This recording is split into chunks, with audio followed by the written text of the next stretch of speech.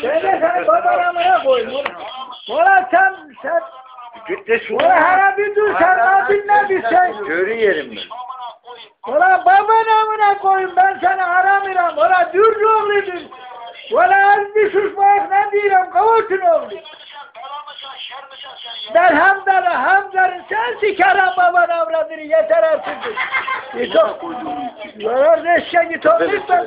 Ola al kardeş Allah'ın Ola Allah'tan kurt baban amına koyun bir durma ne diyeyim. Ola hala bir durma.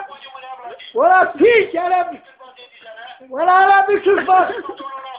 Baban amına koyun, anan avradını sikeyim. Yanladın avradını sikti kimin oğluna senin. Aynamış buna. Tut kulağa tut. Kormadın basta ya. Bana tırramayın oğlum. Kelle git oğlum. Ben de senin anan avradını sikeyim. Bana it oğlum. Hadi alın Allah'ım. Tut kulağa tut. O kadar küfür etmiş.